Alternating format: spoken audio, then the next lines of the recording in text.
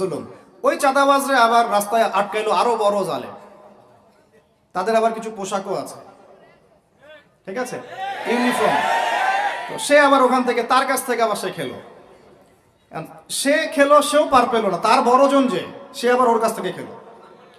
এই করতে করতে করতে করতে টপ টু বটম সবই চোর। টপ টু বটম সব কি? এখন চুরির শাস্তি কি? কোরআনে আল্লাহ পাক বলছেন সূরা মাঈদার মধ্যে, ওলামায়ে কেরামরা আছেন, আপনারা পড়ে জেনে নেবেন। এই ওয়াজ মাহফিলে সব কিন্তু টু দা পয়েন্ট আপনার বলা যাবে না, আয়াতগুলা সময় পাওয়া যায় না। এটা হচ্ছে একটা আপনাকে বুস্ট আপ করতে পারি, ধরিয়ে দিতে পারি খালি। চোর ছেলে হোক আর মেয়ে হোক, হাতটা কবজি পর্যন্ত কেটে ফেলে। কি পর্যন্ত? এটা আমি জাস্ট আপনাকে বলতে পারবো, এখন কোরআনে আছে, হাদিসে আছে, আমি খেলে আপনাকে বলতে পারবো, আপনি শুনলেন, এতটুকুই।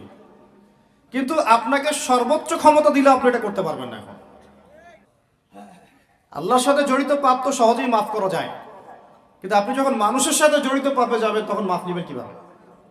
মনে করেন এক ভাই আরেক ভাইকে বললো যে তুই চোর, নাউজুবিল্লাহ। এখন সে বেচারা চুরি করে নাই, কিন্তু আপনি বলে ফেলছেন, কথাটা মুখ দিয়ে বের হয়ে গেছে, ওর মনে আঘাতও লাগছে।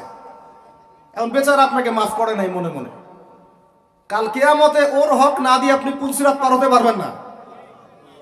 আল্লাহু আকবার। আল্লাহ পাকের ইনসাফ এবং বিচার এত সূক্ষ্ম হবে। কত সূক্ষ্ম আপনাকে আমি একটা হাদিস থেকে খালি বলি, 1 মিনিট।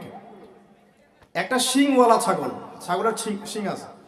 দুনিয়াতে একটা ছাগলকে গুদা দিয়েছে, ওই ছাগলের বেচারার শিং ছিল না। মানে একটা শিংওয়ালা ছাগল একটা শিংহীন ছাগলকে গুদা দিয়ে অন্যায়ভাবে। আল্লাহ পাক কিয়ামতের দিন ওই শিংহীন ছাগলকে শিং দিয়ে বলবেন, তো গুদা দিয়ে প্রতিশোধ নিয়ে নাও, বদলা নিয়ে নাও। তাহলে বলেন তো, আমরা আসলে জান্নাতের পথে হাঁটতেছি সত্যি সত্যি কি? নামাজ রোজা হজ যাকাত তো চলছে, ঠিক আছে, বুঝলাম। তো মানুষের সাথে জড়িত হক কিভাবে মিটাবেন কিভাবে?